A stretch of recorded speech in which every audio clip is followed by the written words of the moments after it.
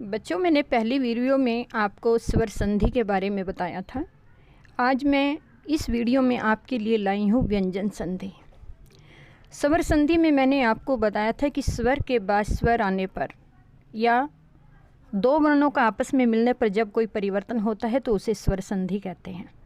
यहाँ व्यंजन संधि किसे कहते हैं?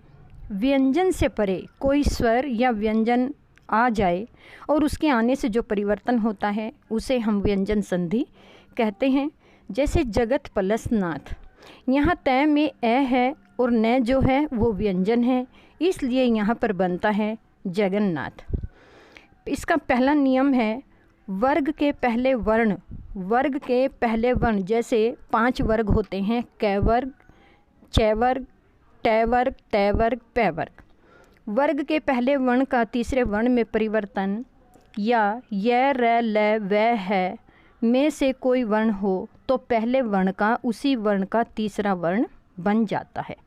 जैसे वाक प्लस दत्ता, यहाँ जो कै है पहले वर्ग का पहला वर्ण है और ये तीसरा वर्ण है, चाहे वो किसी भी वर्ग में से आए तो बनेगा वाग्दत्ता। इसी प्रकार यहाँ वाक प्लस ईस, यहाँ हमने पहले ही बताया यदि वर्ग के पहले कोई वर्ण हो और उसका तीसरा वर्ण आ जाए तो वह उसका तीसरा वर्ण बन जाता है। यहाँ पर दूसरा नियम है वर्ग के पहले वर्ग का पंचम वर्ण में परिवर्तन। यदि वर्ग के पहले वर्ण से, जैसे क या च, त जो भी है, यदि वर्ग के पहले वर्ण से परे कोई अनुनासिक न या मैं हो तो पहला वर्ण उसी वर्ण का अनुनासिक बन जाता है। अनुनासिक वो होते हैं जो नाक के द्वारा बोले जाते हैं। जैसे वाक प्लस में, यहाँ वर्ग का पहला वर्ण है और ये नासिक के व्यंजन है यानी कि पंचम वर्ण है, तो इनको मिलाने पर भी इसका पंचम वर्ण ही बन जाएगा। यहाँ पर ड और मैं पंचम वर्ण ही बन जाएगा। उत प्लस नायक, इसी प्रकार यहाँ पर पांचवा व्यंजन बना उत प्लस नायक उन नायक। तीसरा तय संबंधी नियम, तय के बाद यदि लय हो तो तय लय में बदल जाता है। जैसे उत प्लस लेख, यहाँ तय है ये लय में ही बदल जाएगा उल्लेख।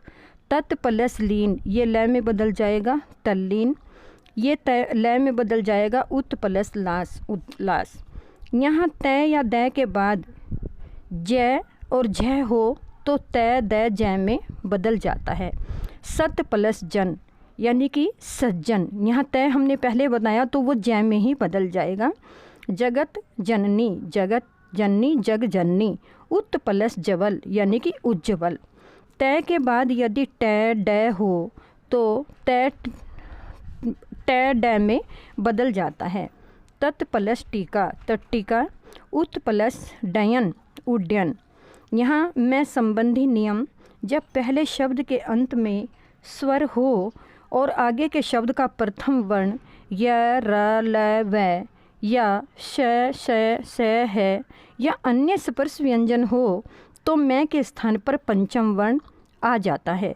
जैसे सम प्लस चयन, संचन। सम प्लस तोष, संतोष। सम प्लस भव, संभव। सम प्लस च, संचय। यहाँ ड न संबंधी कुछ नियम हैं।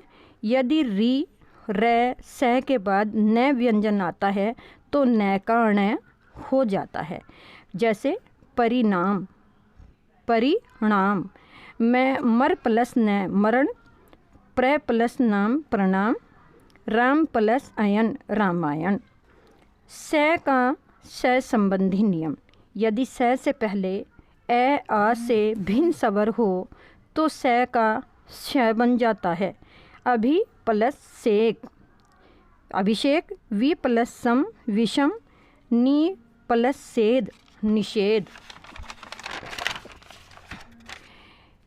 फिर तीसरा है आपकी विसर्ग संधि। विसर्ग के बाद यह स्वर व्यंजन आने पर कोई परिवर्तन होता है तो विसर्ग का ओ हो जाता है।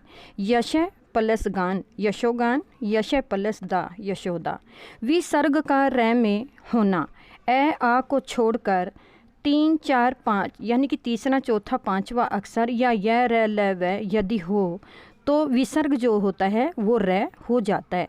जैसे निय प्लस आशा, निराशा। निय प्लस यात निर्यात, निह प्लस भय निर्भय।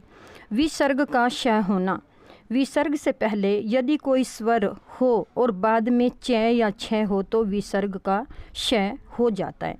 यहाँ पर पहले बताया च या छ। निह विसर्ग चल निश्चल, निह प्लस च निश्चय, नी विसर्ग प्लस चित निश्चिंत। विसर्ग का स होना, विसर्ग के बाद यदि तय या स हो तो विसर्ग का स हो जाता है। जैसे निय विसर्ग प्लस संतान निसंतान, नी विसर्ग प्लस तेज निस्तेज, नमः प्लस ते नमस्ते। विसर्ग का श हो जाना, विसर्ग से पहले ई उ या बाद में क ख ट ठ प फ से कोई वर्ण हो तो विसर्ग का स हो जाता है। जैसे निय प्लस कलंक निष्कलंक, दुह प्लस कर दुष्कर, क्योंकि विसर्ग की जो आवाज़ आती है वो है की भांति आती है। निय प्लस कपट निष्कपट, बही प्लस कार बहिष्कार। विसर्ग का लोप भी हो जाता है। कुछ ऐसे शब्द होते हैं कि उनमें विसर्ग का लोप हो जाता है। विसर्ग का लोप होना, यदि विसर्ग से पहले ए आ हो बाद में कोई भिन्न स्वर हो तो विसर्ग का लोप हो जाता है। जैसे अतः प्लस एओ अत एओ, अतः बन जाते हैं। फिर उसके बाद कुछ ऐसा भी होता है कि विसर्ग के बाद रे हो तो विसर्ग लुप्त हो जाता है और स्वर जो होता है वह दीर्घ में बदल जाता है। जैसे निय प्लस रोग, इसको हम लिखेंगे यहाँ पर निरोग, ये ह्रस्व स्वर से ये दीर्घ हो जाएगा। निरस, निय प्लस निरस, ये निरस हो जाता है। यदि कुछ ऐसे भी होते हैं कि उन जैसे विसर्ग लगा होता है तो यथासंभव विसर्ग लगा रहता है। यदि विसर्ग के आगे कै पै, यदि विसर्ग के आगे कै पै में से कोई वर्ण हो तो विसर्ग यथावत रहता है। यहाँ पर हमने कहा पै और यहाँ पर है विसर्ग, यहाँ पर ये काल है तो यहाँ पर पै पहले बताया था आपको, तो प्रातःकाल, प्रातःकाल या अंतःकरण अंतकरण। बच्चों, मुझे पूर्ण आशा है कि आपको ये संधियाँ बिल्कुल समझ में आ गई होंगी। यदि इससे अलग आपका कोई प्रश्न है तो आप स्कूल के व्हाट्सएप नंबर पर छोड़ दीजिए, वहाँ से आपको उसका जवाब मिल जाएगा। ये संधि सभी आपको अपनी कॉपी पर अच्छी तरह सुंदर राइटिंग में तालिका बनाकर करके लानी है और साथ में याद भी करनी है।